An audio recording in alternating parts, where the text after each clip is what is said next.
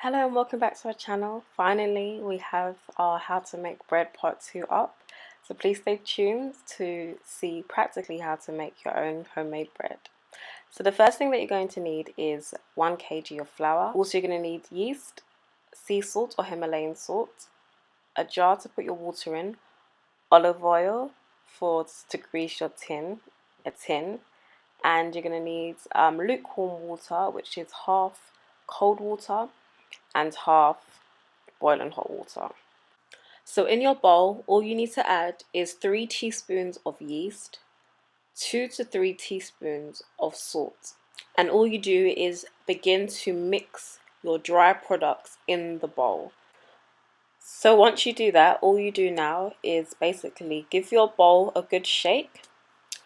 And this is basically to flatten all the flour on a level scale. And then you just get your tablespoon and put a hole in the middle. Now I'll explain what that's for afterwards. And with the hole in the middle, you're going to get your lukewarm water, which you poured out earlier. Great.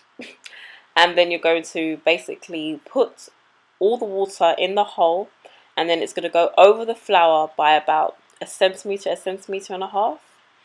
Now the reason why I do it like that is because I find that for example, when I went away to France and I had to show them how to make bread, if I had to go by measurements and cups, which we didn't have, then I wouldn't know how to actually fill up or to be able to make the bread. So it's good to learn ways in which you can measure by your eye and train your senses to be able to know, okay, I had this amount of flour, so I'm going to need this amount of water. So I find that to be a good gauge and tool. So obviously it does depend a lot upon the type of flour that you have. Some flour is thicker, some is thinner, but that's what I basically do in order to put the water in. So all you do is just begin to mix, and then you begin to knead. Now when I knead my bread, I knead it for 10 to 15 minutes. And the reason why I do it between that range is because when you do it for less than 10 minutes, it isn't as soft as it could be. Because when you're kneading the bread, you're actually activating the yeast, and that yeast is what is making it rise and to make the breads become what it becomes, bread. Now, with the good thing with yeast is that once it rises and then you leave it for a certain amount of time after it's been baked, that yeast is then killed. It's not something that comes a part of your system, unlike other things like baking soda, which has aluminium in it, and all these different other things which we often use, but has things that can have effect upon the body.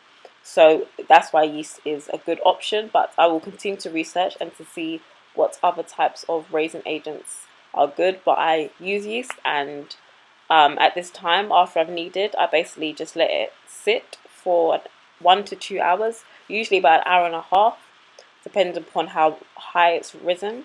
And I put a timer on just because I know that I might forget. And then I set that and wait for that hour and a half. So once the hour and a half is finished, you then basically get the olive oil and the tin. Now I'm going to be getting some glass tins, which I'm going to put a link in because that's more healthy than these tins I'm using. And then I just put the olive oil in to grease it so that the bread doesn't stick. And you just punch a hole in the middle of the bread, which is risen, which is always fun. And then you just give it a little knead again, and then you shape it in the bowl, which is the shape of the tin, and you transfer the bread dough into the tin. And it's another principle here that however you shape this bread is how it's going to turn out. So if there's bulges in it or slices in it, it's going to rise like that. So make sure you try and make the top part as smooth as possible so that it can come out as smooth when it finishes. So you basically cover that for another 30 minutes to an hour, and that will rise higher. And then you put it in the oven at about 160 degrees for an hour, because I like to thoroughly cook my bread. And there you have it. Sorry I didn't get the footage, the in-between stages, but it was getting a bit hectic. A slice had been cut already, but that's what it should look like. Now, if along the section that I'm pointing to doesn't look cooked, you should basically put that back in the oven. So always check your sides and even the bottom part of the bread. So this is me cutting the bread. Sorry for the lighting, it was early in the morning, so it was quite dark.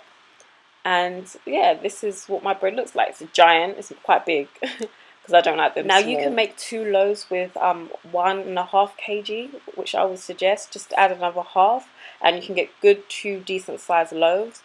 But I usually use 1 kg, which is, you know, quite a lot for one bread. But I like them thick and bulky and wholesome. But even with the 1 kg you can split it, but the loaves won't be as big as this, obviously. So yes, I hope you enjoyed it. Please let us know if you try, and please let us know if something wasn't clear, that we can answer any questions that you have. And enjoy bread making. God bless. Bye.